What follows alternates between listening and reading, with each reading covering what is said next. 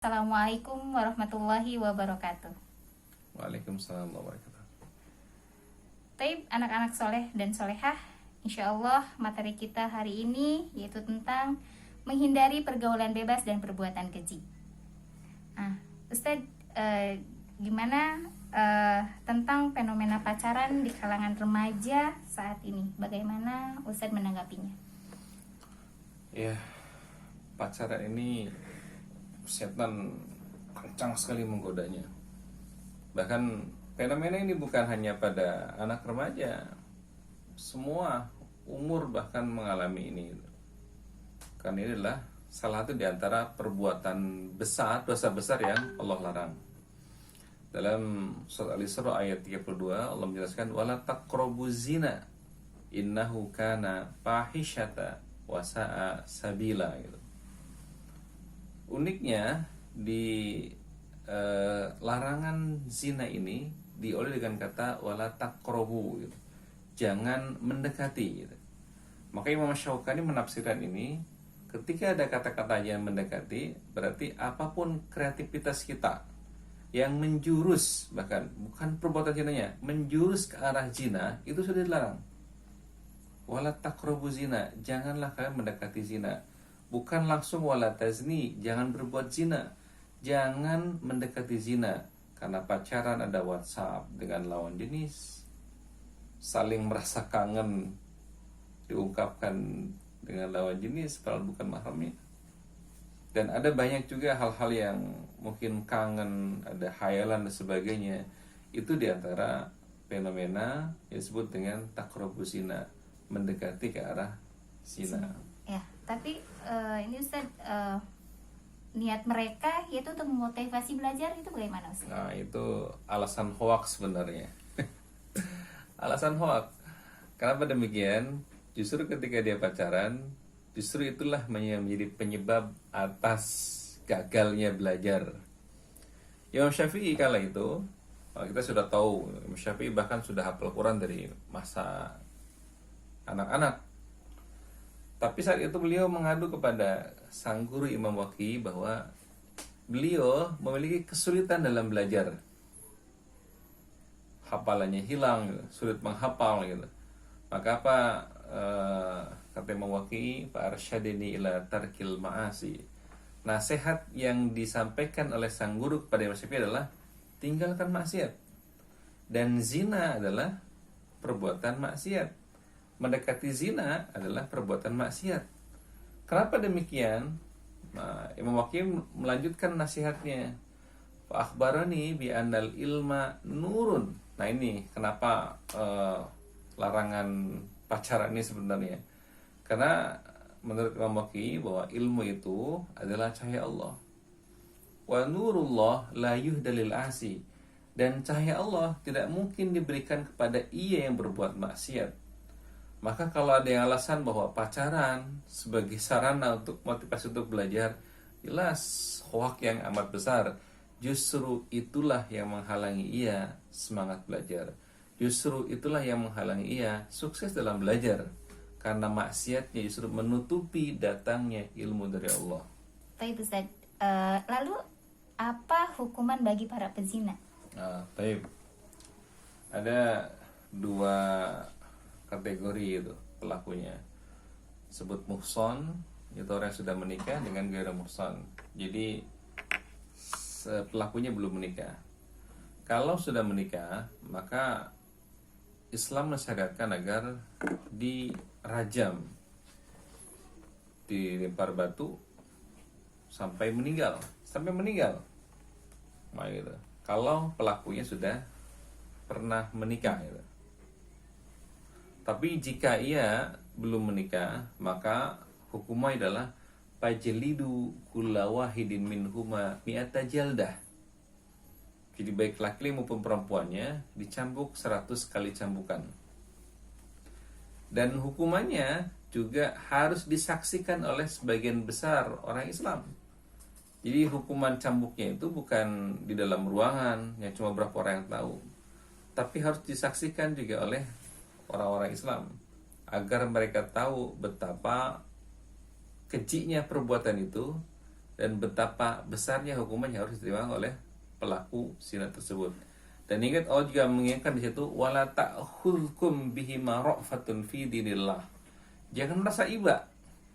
Jangan karena ini mungkin pelakunya masih remaja, atau mungkin karena akibat pergaulan bebas. Tidak.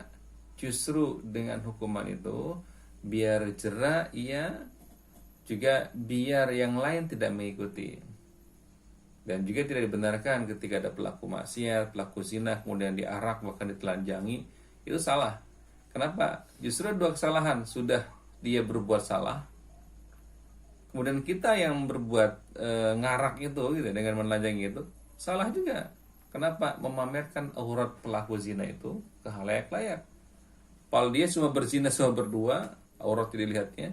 Sedangkan kita mungkin masyarakat kita yang kadang-kala melakukan itu, mengarang pelaku zina itu, justru memperlihatkan aurat mereka berdua kepada orang-orang yang seharusnya tidak melihat. Bukan dengan cara itu. Ada Islam elegan sekali, cambuk saja satu sekali, diasingkan 1 tahun. Kalau sudah menikah, rajam sampai meninggal. Apakah kejam? Tidak. Justru dengan begitu orang enggan berbuat zina. Justru dengan hukuman yang kejam itu, yang kita anggap kejam, dengannya orang berpikir 1000 kali untuk berbuat zina. Karena ketika dia berzina sudah menikah, maka hukumannya harus dirjam sampai mati. Itu hikmahnya. Tapi Ustaz, sebenarnya seperti apa sih kondisi keimanan pelaku maksiat, baik yang berzina atau kejahatan yang lainnya? Rasulullah telah bersabda yang diriwayatkan oleh Bukhari dan Muslim, bahwa pelaku maksiat itu pada dasarnya telah hilang keimanannya. Tidak beriman para pelaku maksiat itu. Jadi kata Rasul, la yazni azani hina yazni wa huwa mu'min. Pezina itu saat berzina sebenarnya dia bukan seorang yang beriman. Wala yashrabul khamra hina yashrabul khamra wa huwa mu'min. Pemabuk juga sama, saat dia mabuk pada dasarnya telah hilang keimanan pada dirinya. Juga sama para pencuri, wala yasriku hina yasriku wa huwa mu'min. Para pencuri juga sama, saat dia mencuri pada dasarnya saat itu hilang keimanannya pada Allah Subhanahu wa taala. Dan semua hal yang berbuat maksiat pada dasarnya saat itu hilang imannya terhadap Allah. Kenapa hilang? Karena justru saat itu dia tidak menampakkan ketakutannya kepada Allah Subhanahu wa taala. Padahal dia tahu Allah melihat walaupun dia tidak melihat. Allah mencatat apa yang dia lakukan. Jadi Ustaz, bagaimana tipsnya agar kita terhindar dari perbuatan keji dan pergaulan bebas? Yang pertama jelas kuatkan iman, karena standarnya adalah keimanan kita pada Allah Subhanahu wa taala. Jadi kalau imannya kuat, maka godaan setan juga tidak akan mempan. Jadi kalau imannya kuat, maka kita meyakini bahwa ada pengawas, raqib, atid, ada Allah yang mengawasi gerak-gerik kita. Yang kedua adalah mencari teman dan lingkungan yang baik, karena teman dan lingkungan itu sangat berpengaruh buat kita. Kadang-kala kita yang sudah soleh, sudah solehah mungkin akhwan, karena mendapatkan teman yang buruk, yang pacaran, pertama mungkin jengah melihatnya, jijik melihatnya. Tapi ketika jijik itu sudah terbiasa kita lihat, maka jadi biasa. Lingkungan, mungkin kita dari awalnya sudah soleh dan soleha, tapi ketika kita hidup di lingkungan yang kotor, awalnya mungkin kita jijik dengan lingkungan yang ada. Tapi ketika jijik itu sudah sering kita lihat setiap hari, bahkan setiap saat kita lihat, akhirnya kita menganggapnya seperti hal yang biasa. Maka mencari lingkungan yang baik juga diantara ikhtiar kita untuk terhindar dari perbuatan keji dan pergaulan bebas itu. Maka mudah-mudahan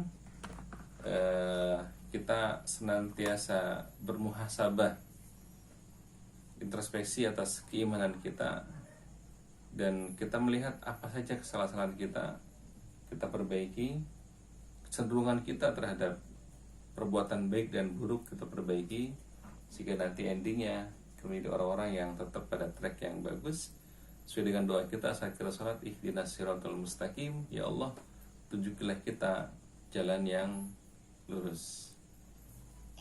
Baik, syukran Ustaz atas materinya hari ini.